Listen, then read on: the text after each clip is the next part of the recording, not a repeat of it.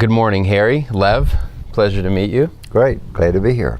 Wonderful. Harry, you've had a long and illustrious career in real estate. Somewhere along the way you made a choice between the path of the corporate route and the path of the entrepreneur. Can you share with us a little bit what drove that choice? Sure, be glad to, Lev. In the early 80s, I was president of Vail Resorts, which was a large ski company, ran Vail and Beaver Creek Mountains, public company, and the company got sold. And I had a choice as to whether to stay with the company or not. The new owner really wanted to run it, so it didn't make sense for me to stay there. I had been the prior president. But so I was trying to decide what to do next. I guess I was 41 or 42, and I had several choices: to move to Atlanta with a real estate company, to go to Fort Worth, maybe to start my business in Denver, but decided that we would start out a little business in Vail. And we made that decision for a couple of reasons. My wife and I both loved it, and probably most important, our kids then were in junior high school, and they were doing great, and they loved skiing and loved being there. So we said, heck, let's not go to work with a corporate thing, let's start our own business. So myself and a partner, Mark Smith, started building some townhomes in Beaver Creek in 1985. And we actually started with 10 townhomes along the ski slope. But it was driven by, I decided that, there are no second acts in business, and I thought I could build a business anywhere, but why not do it in a place that I really wanted to live? That brings me to our second question, the balance. You made the choice for the lifestyle. You started with 10 townhomes. Yeah. That quickly ramped up, and the demand on your time probably shifted. How did you, in the growing business, balance that dynamic of family and being there for your family and being there for your business?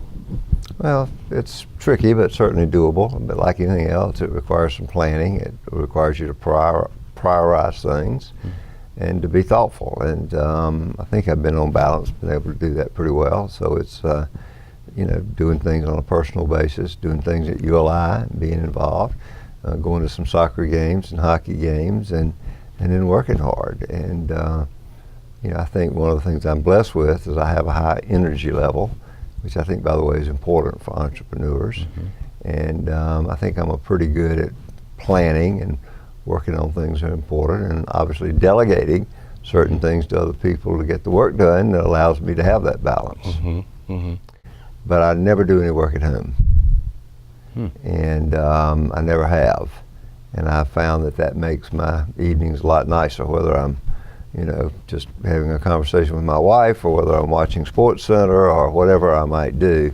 I almost always cut it off. Now, it's gotten a little bit harder now with email. That didn't exist, obviously, for a long time. And I have found that at the end of every day when I come home, I take 20 or 30 minutes, whatever, and follow up with those old emails that I didn't get to answer, or to do a little bit of planning for the next day. But I try to do that within a 30-minute to an hour session. So once that's completed, then I'm off the clock. You mentioned that ULI is an important role, plays an important role in your career and your path. Right. How did you get involved in ULI, and how has that journey progressed? Yeah, I was very lucky. It was my first year out of school, which I think was 1967, and worked for a great innovator called Charlie Fraser. And Charles had this great idea that we could learn from others. And it was a fundamental rule in the company. And I was, first year out of college. And Charles sent me to the ULI conference that was held in Baltimore, Maryland. And it was a small organization at the time, and there were 300 or 400 people that went to the conference. And what I remember is I was able to hear Jim Rouse talk. And he gave a wonderful, inspiring talk. He was obviously the developer of Columbia, Maryland, and the harbor there in Baltimore. And that was pretty cool. What I remember most about it is that first or second night, I went back to the hotel, and there was no fancy dinner. I ended up at a bar, having dinner at the bar. I ended up sitting next to the CEO of the Rouse Company. Now, Rouse himself was the chairman or whatever. And we sat there and just had this wonderful talk. And so I said, my goodness, if you can go to this organization and meet people like that and talk to them at a bar, that's pretty cool. From that first meeting, what were your subsequent involvement roles, whether they were leadership roles in product council or at the local level, and what were maybe some of the highlights of the most rewarding experiences? I think some people in our company would say I make decisions too quick, which I try to fight against, which is a weakness, because I do think you have to move on. I mean, when you don't make decisions, you lose opportunities and a company becomes stale. So I think we and myself tend to make those decisions sometimes too quick. But I think over time, I really have learned about what are the questions you got to ask before you make a decision. And usually it's the big issues. And I think there's a tendency sometimes to people to get lost on the small issues in decision making. And I think I'm pretty good at that. But I think that's the key. What's really important in a project. You don't have to get down into the nitty-gritty to make the decision whether you want to go or not go. And then, of course, I think the next part of that is you're not going to make them all right, no matter who you are. Nobody does. And you're going to make some mistakes. So a really smart guy by the name of Richard Rainwater, who was our early investor in our company, I once asked Richard, I said, you look at 100 deals, how do you decide which ones are going to work? And he always said to me was, he's never sure which ones are going to work. But what he wants to do is spend a huge amount of time saying, have I protected my downside? Where if it doesn't work, am I going to be able to, still work through that project? I don't want it to bring me down. And I think we, on balance, have spent a lot of time as a company doing that, talking about, well, what could go wrong? And I think that's why, even though we started in '85, we're still in business in 2017. Not that we haven't had some mistakes, we have. 2008 was difficult. But I think in decision making, you've got to make sure you spend time on those big things that can go wrong, not the small things. You start with trying to quantify risk and thinking about the downside, and you make decisions based on protecting your principal. But in the time... No, I don't think we start thinking about the downside. We start by saying, is this fundamentally a great project? Is it going to meet the demands of the market? Is it in the right location? Can you get this done? And once you first decided that this thing could work, then you go back and start on the downside. Okay. And so I think, because I do think having an optimistic outlook on real estate development is something that's required. Prerequisite. Is a prerequisite. It's a prerequisite. Can you maybe talk and share some of the stories of the decisions that didn't pan out as you had planned, and how you navigated to right size and work through the challenges? Maybe pick a specific example of that. Well, if we take 2008, which obviously, particularly in the resort development business, not so much in the urban development, but because we're in both businesses. I mean, how did we work through that? Well, several things. One, we had always decided to use financial partners, and usually the private equity firms as our partners. So we had partners that had stability, and that was important, with one exception I'll get back to in a minute. Secondly, we did not have cross guarantees. So if we were doing a project in Denver and it went south, it might pull that project down. We might lose that money, but it wouldn't pull the company down. And that was, secondly, extremely important. Third, we've always adopted what we call a safe harbor business strategy versus a maximization strategy. So if we're going into a project, we're willing to sell off parts of it in order to take most of the risk out.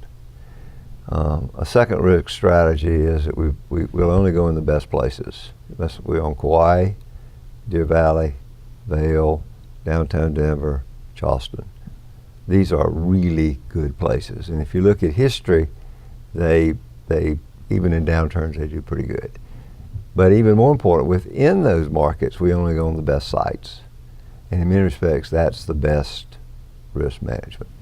And I think that has, in essence, served us pretty darn well, in essence, on balance.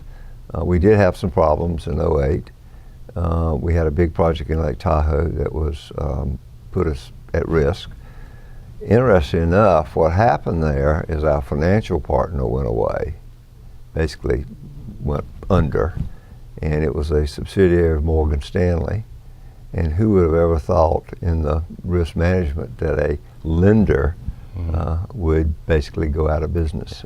Now, it would have had some problems anyway because the market was at collapse, but because we had isolated that risk on that particular project, we were well perceived to go forward.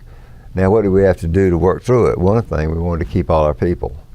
And, you know, we all took salary reductions, I don't remember now, but 20 to 50%. I took 80%. So for several years, we reduced our overhead a lot, and that allowed us to move through it. So we had a few layoffs, but we almost were able to keep 100% of our people because of that.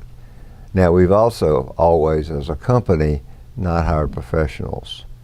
In other words, we have a core group of generalists, but we've never on our staff had architects, engineers, planners, et cetera, et cetera, et cetera. You know, we have a series of professionals that we work with that we try to make them feel like they're a part of our company, but they're on their payroll. And I think that strategy has served us well.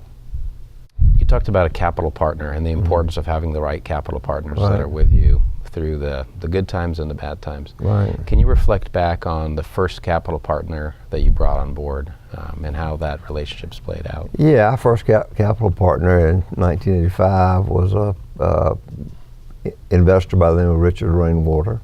Richard was one of the smartest investors ever. I'd gotten to know him in Vail. And we actually, with Richard and the Bass Brothers, made an offer to buy the ski company, Vail Resorts, and came in second. And obviously we were disappointed. And I say we, I mean, my net worth at the time was my Visa card balance, but it was mostly the Bass Brothers and Richard. But we got to know him, and so we were really partners with Richard and his various companies from '85 through 2008, a long, long time. We just had a great relationship with those guys. They trusted us, we trusted them, we were totally transparent. And it was a great relationship. Now, they got bought up in '07 by Morgan Stanley, or '08, and in essence went away. But mostly it was trust. And that we told them the truth, we were fully transparent. We asked them for advice. When we had problems, as you always do in real estate, we told them about them, and then we did something about them. And you know, since then we work with 5 or 6 of the big private equity firms. We've got a big partnership with Sternlicht and Starwood Capital and Carlyle and KSL and so forth. And what we found is that within those firms, some of them want to be in some market, but they don't want to be in others, et cetera. So we've not gone back to one partner. You touched on the importance of trust, Yeah. and then there's a perception or the reality of early on in a company starting this game of smoke and mirrors, right? So inserting yourself into a situation where you're putting an offer in on a massive project like that with a capital partner that's really the entire financial backing. So how do you balance that, the smoke and mirrors of creating yourself and establishing your presence as sufficient enough to provide the value, yet maintaining the trust? Well, I mean, 2 observations. I had been running a public company, and I know Richard well, and Richard made 5 or 6 phone calls to people that he knew that had worked with our company, and he said, you know, is this guy a good guy? No more complicated than that. It wasn't a complicated pro forma. And Richard concluded from making conversations and everything that we were hardworking, competent, trustworthy, and would be, in essence, a good partner. And so the point is that what you do throughout your career is going to come back to you at some point in time. So maybe in the details of the trust and the language that guides your decision making, any insights into maybe key strategies to align interests so that decisions throughout the project are aligned with your capital partners? Well, sometimes they're not. But I mean, we just try to build nice projects. This isn't complicated, and we try to build projects that will last. I mean, we're not in the flip business at East West Partners. There are a lot of people in the real estate business. They're building things, and they got one goal, and that's as soon as they finish it, and as soon as they get through the 12 months, they get into capital gains, they want to sell it. Well, that's just not the way we think. It's not in the DNA of our company. And we're trying to say, if we build something, we like to know that we go back and look at it 10 years later, it's still a good project. And the people that live there are happy if it's residential, and there are no big construction problems, et cetera. And that's the DNA of East West, and I think that serves us well with our partners. We're not in the flip business. That's great. One of the words that caught my attention reading through some of the notes from your website and about your biography is this idea of the entrepreneurial spirit. Yeah. And infusing that spirit throughout your work and through your team. Yeah. Why is that important, and how do you do that? No, business is hard, boy. If we're no longer in the environment where you can build something and not change it for 10 or 20 years. You got to be modifying it on a regular basis. I was very lucky that I think in my Sea-Pines experience working for Charlie Fraser, that was in Charles's DNA, and a lot of good people came out of that environment. And Charles always told us, you got to improve, you got to talk to your customers, you got to be out there, you got to understand the trends. What are your competitors doing? And Charles used to have a great phrase, he called it NIH, which was not invented here. And I think as a culture, we're the company just always looking for better ways to do things. That means you're going to make a few mistakes here and there, because you're going to try a couple of crazy things that don't work, but you better keep trying them. Harry, thank you so much. Good. Appreciate your time and very valuable insights.